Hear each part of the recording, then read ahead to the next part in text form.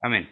Vamos a ir al tiempo de la enseñanza. Es una bendición y siempre da una especie de nerviosismo, pero confiamos en la gracia del Señor para llevar a cabo esta labor.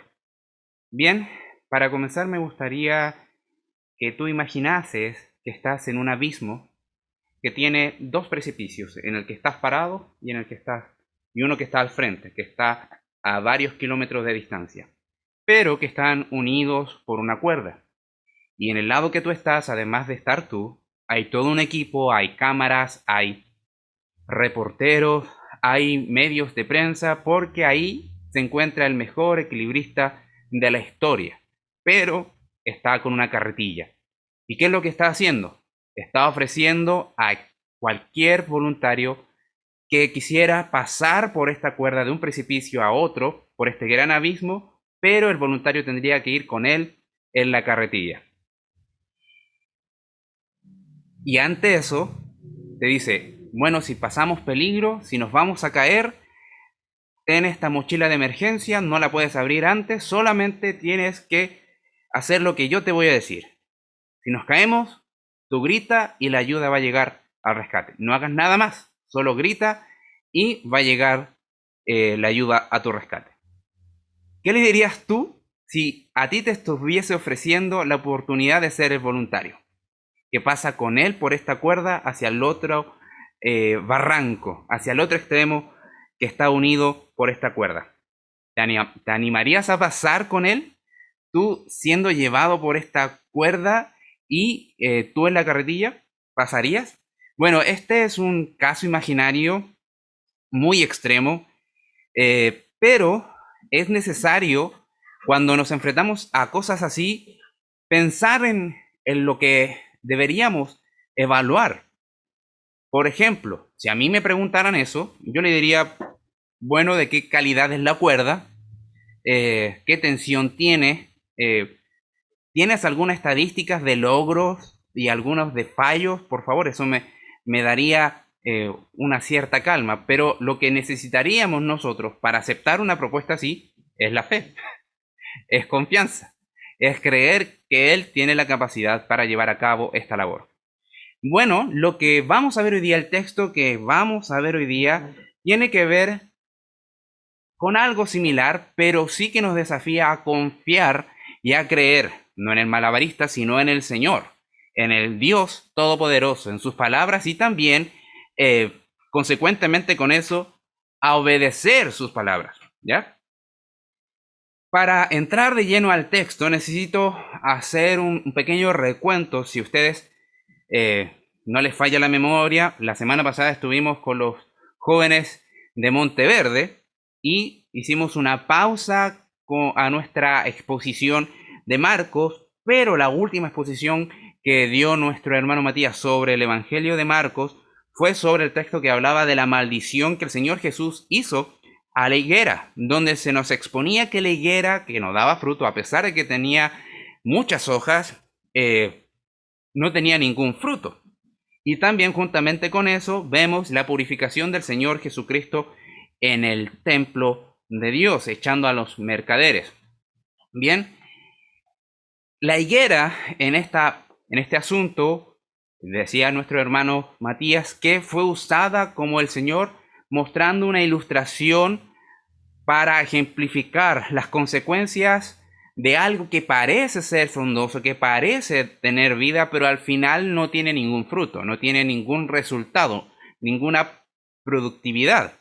Bueno, el Señor Jesucristo estaba condenando la falsa adoración, que está revestida por una religiosidad, por una apariencia, pero finalmente está hueca, está vacía, no es tal. Porque, bueno, la verdadera fe que produce fruto, ellos no la poseían, estaban rechazando la verdadera palabra del Señor por medio de la predicación de nuestro Señor Jesucristo. Y así también se rebelaron a la verdad que estaba en la Escritura con anterioridad. Bien, el texto de hoy nos sitúa aún, todavía, lógicamente, en los días previos a la crucifixión del Señor Jesucristo. pero que también hoy día nos dice, por medio de nuestro Señor Jesús, Dios nos invita a tener fe en el poder de sus palabras. Y esto es diariamente. Y también tener, por obediencia a esas palabras, plena comunión con Él. Bien, Dios nos invita a tener fe en el poder de sus palabras diariamente y tener, por obediencia a sus palabras, plena comunión con Él. Bien, me gustaría que vayamos al texto que se encuentra en el capítulo 11 de Marcos, de los versículos 20 al 26.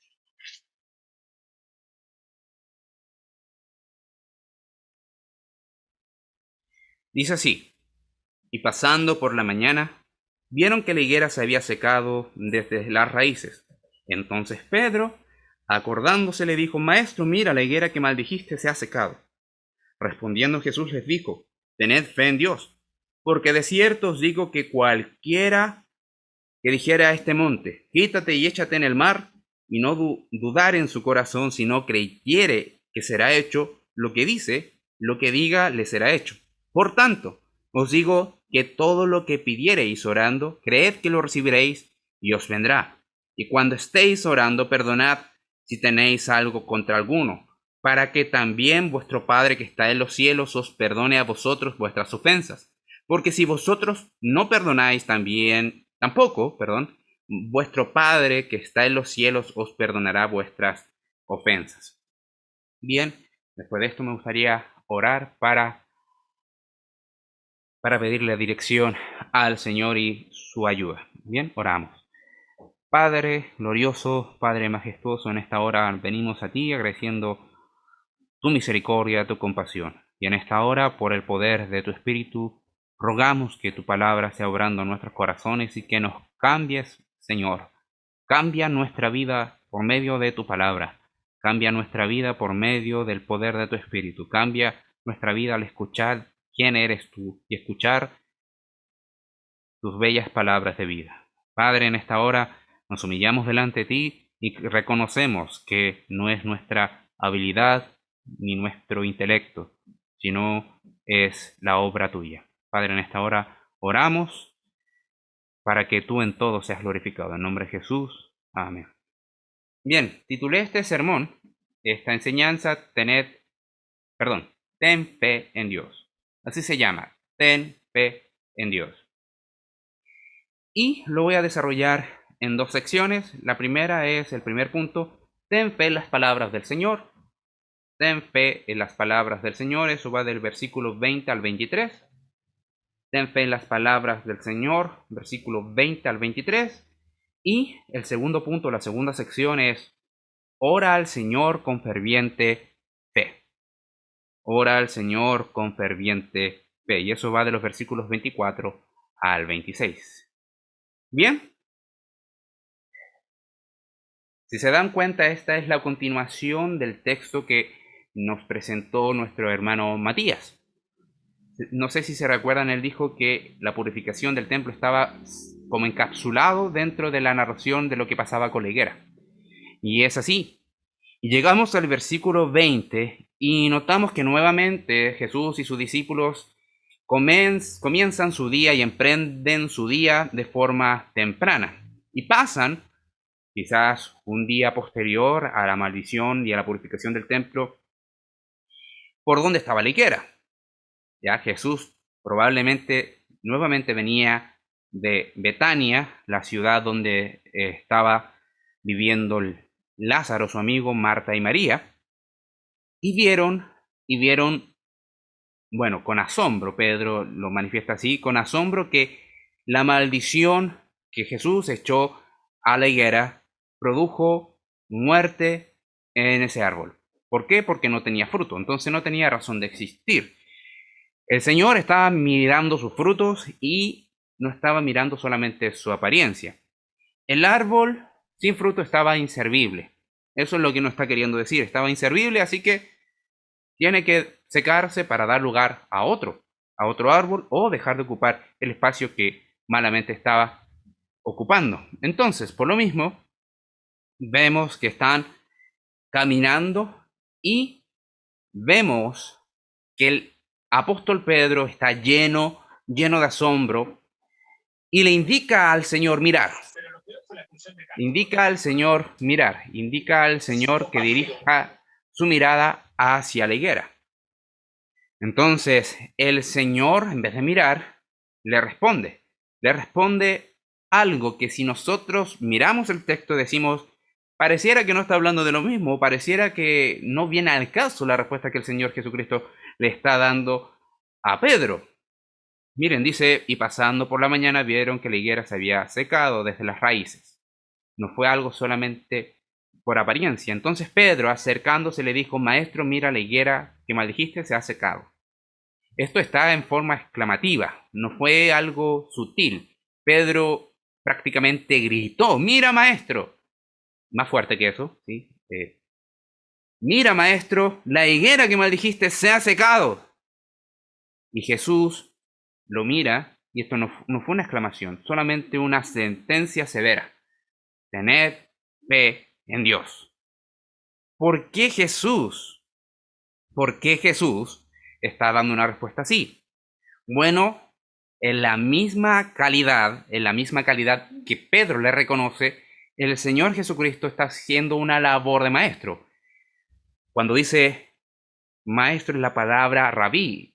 Rabí es conocido como alguien que conoce bien la palabra del Señor, y el Señor Jesucristo en esa condición de rabí, de maestro, le dice, ten fe en Dios. Tenemos que presentarnos en esta respuesta del Señor Jesucristo y hacernos dos preguntas. Al menos yo considero que son importantes. ¿Por qué el asombro del apóstol Pedro si conocía y conoce el poder de Jesús? Y la segunda pregunta es, ¿por qué Jesús responde de esa forma a la afirmación de Pedro? Y no le dijo, sí, ya la vi, gracias. ¿Por qué le responde así? Con una afirmación, con un mandato, ten fe en Dios. Ten fe en Dios. Ojo, que el Señor Jesucristo con esa respuesta ya se estaba identificando con que Él es Dios. Porque el secado de esa higuera fue producto de la palabra de Jesús. Y Jesús le dice, ten fe en Dios. Entonces, de forma resumida, podemos ver que estas dos preguntas se responden de una manera uniforme o unida. Una respuesta para las dos es algo similar a esto. La incredulidad es la respuesta. La incredulidad a qué? A la palabra del Señor. Y la incredulidad al poder que tienen las palabras del Señor Jesucristo. Por eso Pedro se ve corregido por el Señor Jesucristo, lo dirige hacia su fe, hacia creer en Él.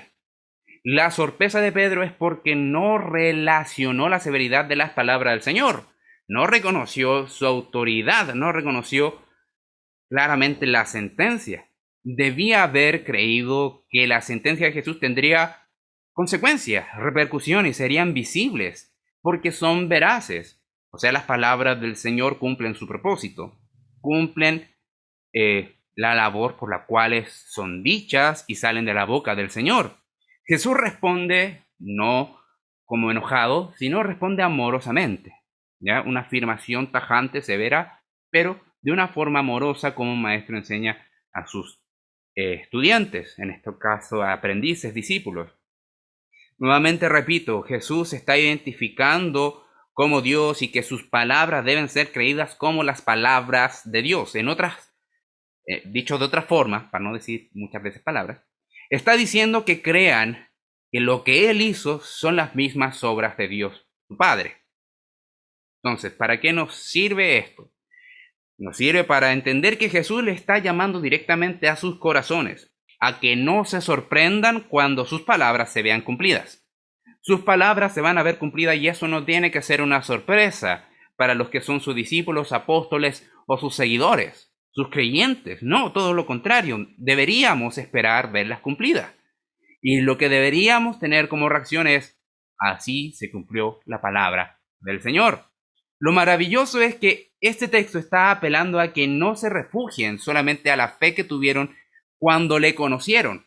No se refugien solamente en que ustedes dicen que creemos solamente porque pensamos en que alguna vez reconocimos el Evangelio y creemos que Él es el Salvador y que yo tengo que arrepentirme y si me arrepiento, Él me va a perdonar. No solamente es eso.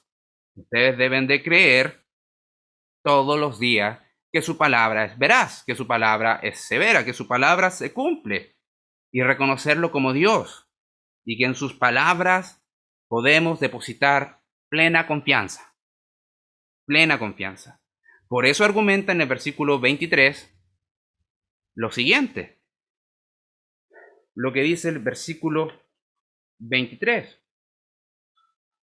Dice, porque de cierto os digo que cualquiera que dijera a este monte, quítate y échate en el mar, y no dudare en su corazón, sino creyere que será hecho lo que dice, lo que diga le será hecho. Parece trabalengua, y sí, a veces me topo con esas formas de redacción. Pero lo que presenta acá el Señor Jesucristo es la importancia de no dudar y de creer de corazón en lo que Dios hace y lo que Dios dice. Sin embargo, es necesario presentar que Jesús no se refiere a esto literalmente, de mover un monte de aquí para allá, ¿ya? Sino que está utilizando un ejemplo que muchas veces fue utilizado por los rabinos, por los maestros de la época. ¿Para qué? Para enfatizar que Dios puede solucionar asuntos complejos, espirituales, los cuales muchas veces Dios usa a sus servidores, a sus fieles, a sus ministros, ¿ya? Eso es lo que está queriendo decir por el contexto. Ahora, por eso dice, cualquiera que no dudar en su corazón, haciendo alusión a los creyentes, cualquiera que no dudar en su corazón, los creyentes genuinos que han creído en el Evangelio, en la buena noticia, en el mensaje de Jesús, de creer y arrepentirse, y que Él ha sido la solución para la limpieza de nuestros pecados. Los que creen en la buena noticia, los que no dudan de que Él es la salvación, los que no dudan de que su sangre limpia de todo pecado al hombre que viene con arrepentimiento y fe a Él. Ahora, por otro lado, si hacen memoria, el Señor Jesús hizo muchos milagros, pero ninguno como mover montañas. Entonces podemos dejar de lado que es la idea de mover montañas de aquí para allá. De hecho, sería desastroso. Imagínense, a usted se le ocurre mover una montaña de aquí para allá y hay casas. No, sería una tragedia colosal. No tiene sentido. La razón es porque no solo quería el Señor Jesucristo demostrar que el poder de Dios puede estructurar nuevamente la tierra. No, el Señor estaba haciendo sus milagros para testificar por su poder, por sus señales, por sus milagros de sanidad, que realmente es el Mesías y que su palabra es veraz. Y que realmente es el Salvador enviado por Dios para perdonar al pecador, reconciliar al ser humano que cree con él mismo. También puedo agregar que está demostrando que los creyentes que sirven a Dios, y esto es clave, los creyentes que sirven a Dios, Él los va a amparar, los va a ayudar, va a estar con ellos constantemente con su poder. A los apóstoles, ustedes pueden ver en el libro de los Hechos que Dios hizo grandes prodigios, milagros, maravillas y señales. ¿Por qué? Porque creían en el poder del nombre del Señor Jesucristo, creían en el Evangelio del Señor Jesucristo, creían que el nombre de Jesús podía levantar a todo aquel que estaba enfermo, a todo aquel que tenía necesidad. Pero ojo, tenía su propósito, testificar que el mensaje que ellos estaban entregando realmente era el mensaje dado por Dios para salvación. Y es verdad, este texto se puede utilizar de una muy mala forma y ya se ha utilizado de muy mala forma en muchas iglesias, convirtiendo a Dios, el Dios soberano, a lo siguiente, como si fuese nuestro esclavo de acuerdo a nuestras palabras que nosotros estamos diciendo. El creer por este versículo que Dios debe de responder a lo que decimos sin importar qué, y hacer milagros y responder lo que nosotros declaramos y lo que se nos venga en gana, que Él haga, eso está mal. Eso no es lo que Dios está queriendo demostrar acá. El Señor Jesucristo está lejos de estar enseñando eso. Y es una terrible equivocación. Tu vida espiritual va a correr serios peligros si crees algo así. Dios no es nuestro esclavo y si tú declaras algo, no significa que Dios lo tenga que hacer. Si tú dices algo que Dios quiere hacer, si tú dices algo que supuestamente Dios te dio la autoridad para hacer, no significa que Dios lo va a hacer. Eso puede ser tu interpretación y eso es lo que ocurre. Esa es la interpretación de estas personas que enseñan que lo que tú dices tiene el poder divino de crear. Falso, totalmente falso. Lo que se nos ocurra declarar para que Dios lo haga, Él no está obligado a hacerlo de ningún motivo. Él no está obligado a nada por nada ni nadie, sino que Dios hará todo cuanto Él quiera según su voluntad. Y si nosotros servimos según su palabra, ojo, si nosotros servimos según su palabra, que nos guía por su Espíritu Santo, muchas veces hará cosas para demostrar que está respaldando a su iglesia, que Él ayuda a su iglesia y que los milagros son de Dios. Y que los milagros son de Dios. Y que honra su evangelio. No significa que el Señor está obligado a hacer algo, sino lo que está diciendo acá es que si tú como servidor de Dios te sometes a Dios y solucionas problemas espirituales por medio del nombre de Cristo en el poder del evangelio, Dios demostrará su poder. Ahora, esto es similar a que un estudiante se tomara la ayuda que el profesor jefe le puede brindar cuando lo necesite como pretexto para mandarlo, como estime conveniente. En este caso, el profesor da su ayuda, le da la seguridad al estudiante que va a estar al servicio de este estudiante y que sus aptitudes y conocimientos como profesionales están dispuestos a su estudiante. Y el estudiante, sorprendido porque el profesor hace lo que dice, se aprovecha de eso. Incluso busca tomar el control de las clases, las notas, las actividades, las pruebas, etc. Póngale lo que pueda hacer el profesor. Póngale que el estudiante quiera tomar el control del dominio de la clase y su asignatura. No tiene sentido, ¿cierto? Para nada. El estudiante debe entender que el profesor está ahí para ayudarlo, simplemente para eso, y que si le pide algo, va a ir en socorro y en ayuda para que pueda pasar bien su época de estudiante. Es casi de igual manera lo que vemos acá. Pedro, el apóstol Pedro, se ve corregido por su maestro, nuestro Señor Jesucristo, para que nosotros hoy sepamos que tenemos que creer en las palabras del Señor y que no tenemos que poner en duda. Por eso relaciona sus palabras, la higuera que se secó, el asombro de Pedro y nuestra confianza que debemos tener constantemente en sus palabras día a día y sobre todo cuando nos dedicamos al servicio. Bien, y a base de esto tenemos que hacernos ciertas preguntas. Tú y yo tenemos que hacernos ciertas preguntas porque esta palabra no solamente nos enseña la corrección del Señor, sino que nos corrige directamente a nosotros, a nuestros corazones.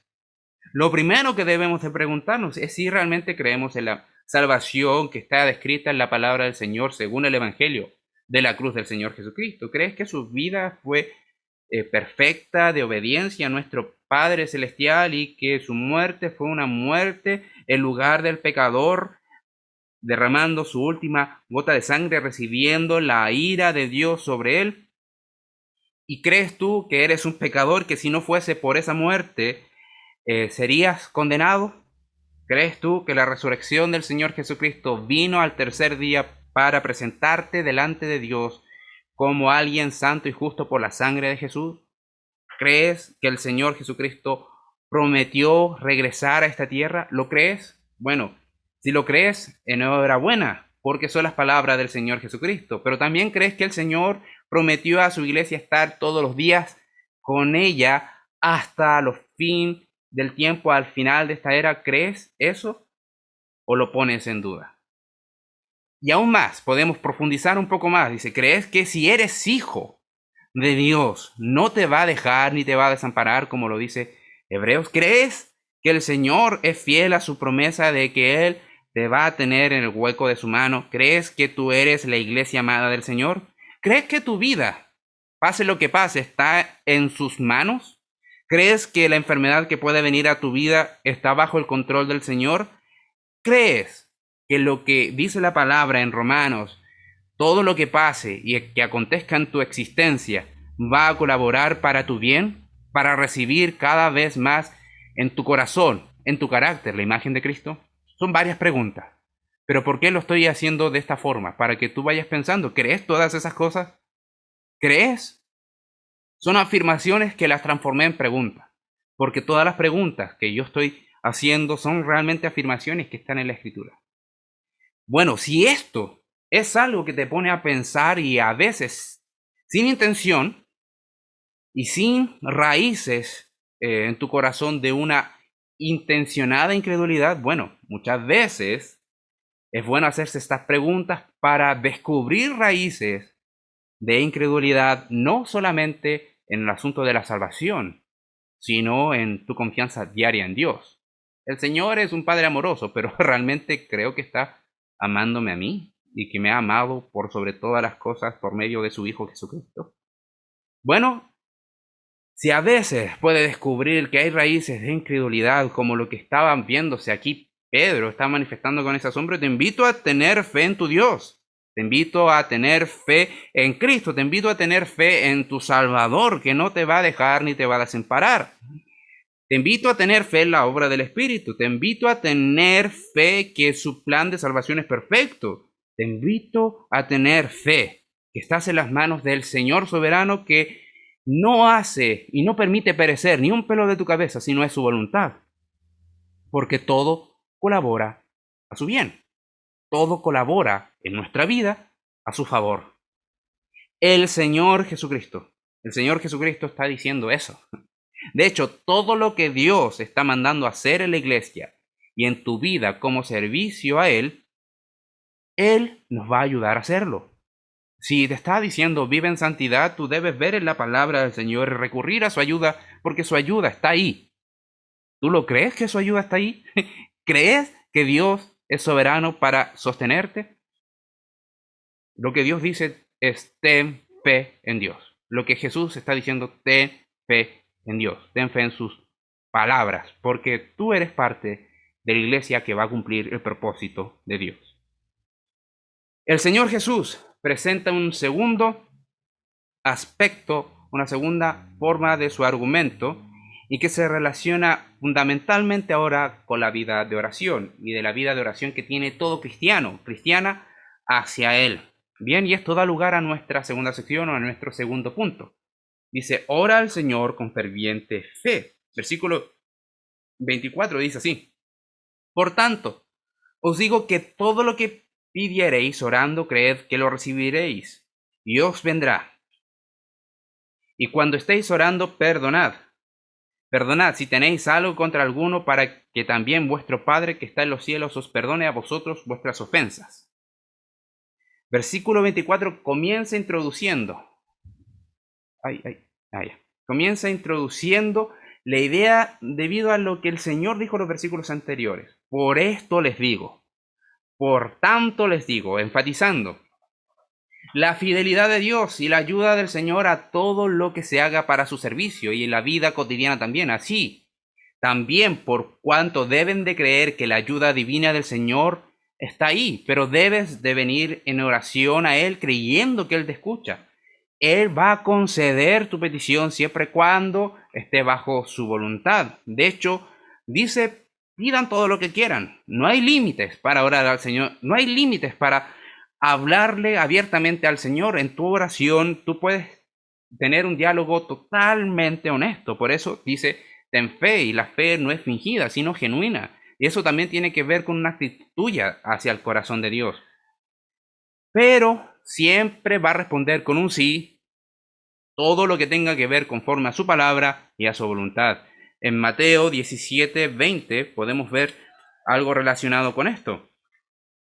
Si me acompañan, Mateo 17:20 dice, Jesús le dijo, por vuestra poca fe,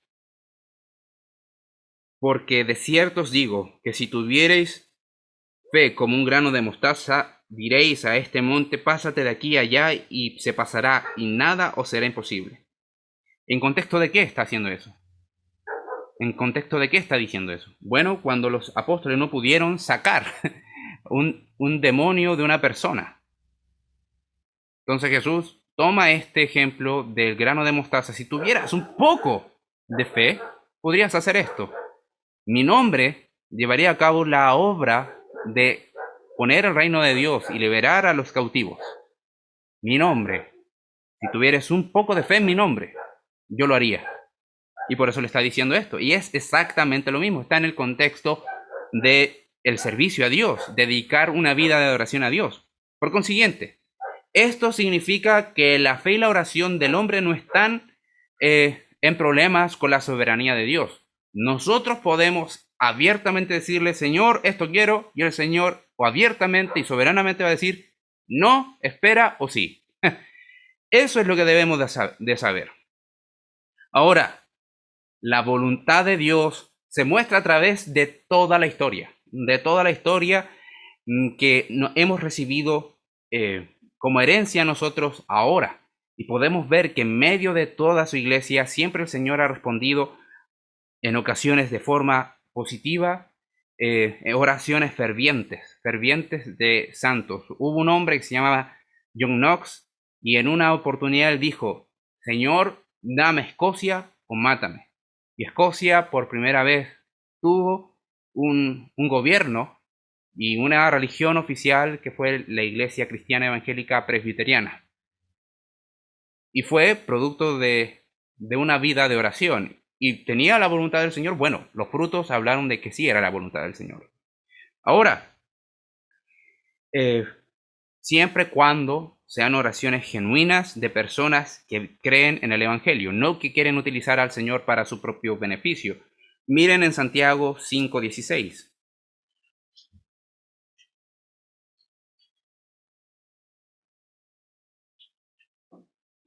Miren lo que dice aquí.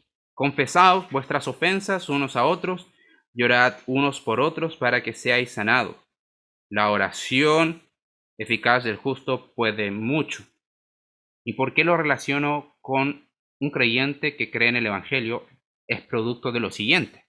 Versículo 25 y 26, que hablan de este asunto de perdonar. Y cuando estéis orando, cuando estés humillado al Señor orando, perdona.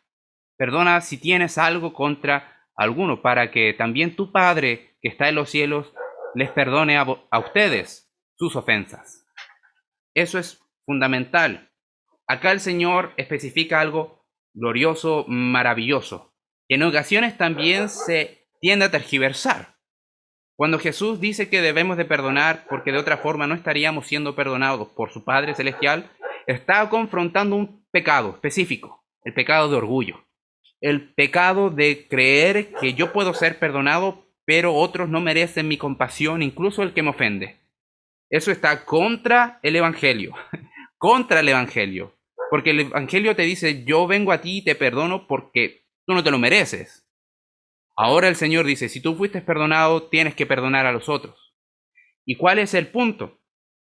¿Cuál es el punto? Que no perdonar a alguien que me cae mal, a alguien que no conozco bien, a un hermano que me insultó, a alguien en la casa, a alguien en la iglesia, en cualquier parte. Si tú no perdonas a alguien,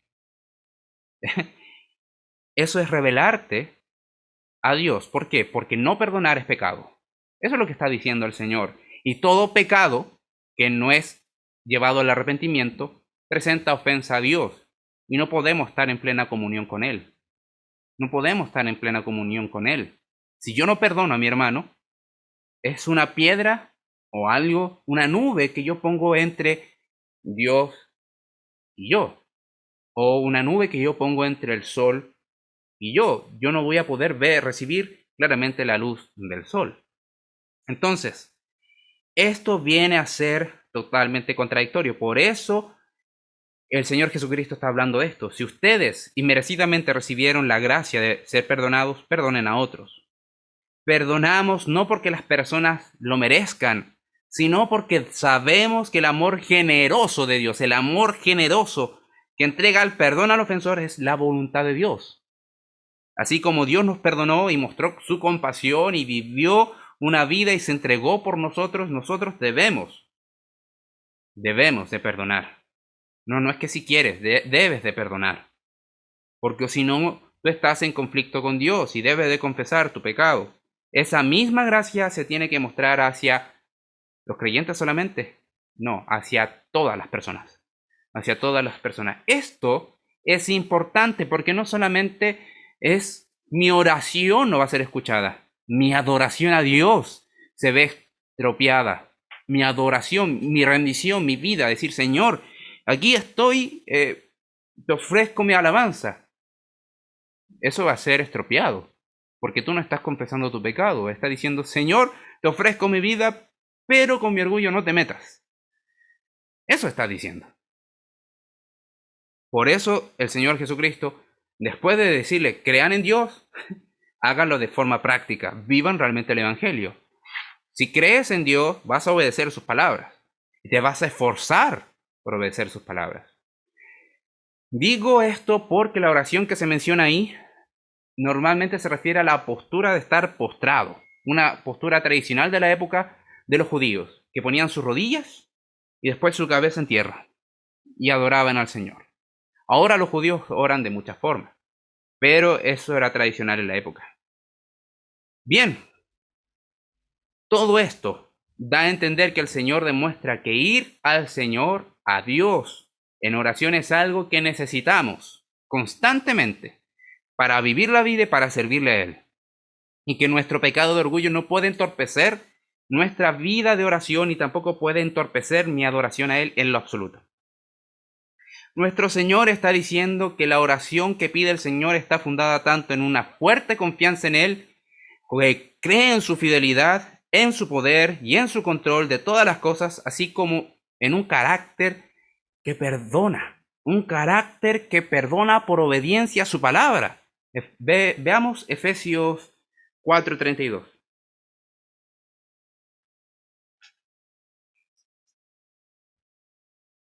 Dice así, antes, sed benignos unos con otros, misericordiosos, perdonándoos unos a otros como Dios también os perdonó a vosotros en Cristo. Y ya no hay que dar más argumento ante eso. Bien, ahora, bien la palabra del Señor lo ilustra así. Habían dos deudores. Un deudor que tenía préstamos a empresarios más chicos. ¿Qué es lo que pasó? El deudor grande, el jefe intermedio, le pidió a su jefe mayor que le perdonara su deuda. Y así fue. Pero había un deudor menor que le debía plata a este que estaba entre medio. ¿Y qué fue lo que hizo? No le perdonó su deuda. ¿Qué hizo el señor o el juez? El juez se enteró de lo que había hecho y le dijo, te vas a la cárcel hasta que pagues lo último, porque tendrías que haber perdonado así como yo te perdoné. Perdonar no es decir después lo vemos. No, es aquí quedó y se acabó. Entonces, para los creyentes no significa que no tenemos el perdón de salvación, sino que estarán sufriendo lo que significa estar en rebelión con el Señor. No tener paz en el corazón por la comunión que tenemos en Dios. Va a detener tu crecimiento espiritual hasta que aprendas a perdonar. Nuestra oración, así como nuestra adoración, se verán estropeadas por nuestra falta de pedirle perdón al Señor y de obedecer su mandato, de perdonar a otros como Cristo nos perdonó. Y en este mismo sentido preguntarte, ¿tienes a alguien en tu corazón que debas de perdonar? Confiésalo delante del Señor. Si no hay nadie, gloria al Señor. Si hay alguien, confiésaselo y perdónalo en tu corazón. ¿Hay algún pecado que no te deja tranquilo y que no lo has tratado con arrepentimiento oportuno? Así como el de no perdonar, ¿lo has cubierto con algo? Bueno, el Señor te dice, confiésalo al Señor y cree en su poder perdonador. De hecho, te está mandando al creer y al orar perdonando, que tengas el cuidado de tu corazón, tengas el cuidado de tu vida espiritual, confiando y creyendo en Dios que está contigo y te ayudará. En todo cuanto tengas que hacer, en todo cuanto vivas hoy como hijo de Dios o hija de Dios, y siempre va a ser para su gloria. Sea en tu vida personal, o sea lo que quieras hacer en la iglesia. Todo tiene que estar bajo tu permanente confianza del Señor, obedeciendo sus palabras. El punto es, ¿tienes fe en Dios? Primero, ¿tienes fe en Dios para salvación? ¿Tienes fe en Dios que reconoce que su palabra se debe de obedecer? Bueno, el Señor nos ayude. Y por eso consideren este llamado, esta invitación que sale de la boca del Señor Jesucristo. Dice, Dios nos invita a tener fe en el poder de sus palabras diariamente y tener, por obediencia a su palabra, una plena comunión con Él al orar. ¿Disfrutas de esto? Bueno, invito a que puedas meditar en eso y que si tienes arrepentimiento pendiente, algún pecado que no hayas confesado, ven a las plantas del Señor y cree que el Señor te va a perdonar, te va a restaurar y que te va a llevar a vivir lo que tengas que pasar para su gloria, porque todo contribuye para bien. Que el Señor les bendiga. Vamos a terminar orando. Padre glorioso, en el nombre de Jesús venimos a ti agradeciendo tu rica misericordia, tu gran bondad, reconociendo que somos faltos delante de ti en muchas áreas, y gracias, Padre, por el testimonio de tu apóstol, de tu hijo Pedro, que nos sirve también para nosotros y las maravillosas enseñanzas que usted, Señor Jesús, dejaste en tu palabra. Señor, trata con nuestros corazones, trata con nuestras desobediencias, con nuestras rebeliones, con nuestros impulsos, Señor, con esas cosas que muchas veces no tenemos la valentía de testificar, de confesar delante de ti y que muchas veces por descuido no vemos. Ayúdanos a tratar con nuestro pecado creyendo que tu palabra es poderosa, que tu palabra es poderosa y que tu Espíritu Santo también aplica esa palabra a nosotros, Señor. Oramos para que tu Espíritu Santo sea abriendo nuestro entendimiento y cambiando nuestros corazones día a día, limpiándolos día a día de la contaminación producida por nuestra a veces vana manera de vivir. En esta hora nos entregamos a ti, confesando que quizás tenemos muchas cuentas contigo, quizás no delante del trono porque somos limpios de todo pecado, pero sí para tener una comunión contigo y recibir cálidamente y claramente la luz de tu palabra, la luz de tu evangelio que dirige nuestro vivir. En nombre de Jesús te damos gloria y te honramos porque tú eres soberano. En el nombre de Jesús oramos. Amén.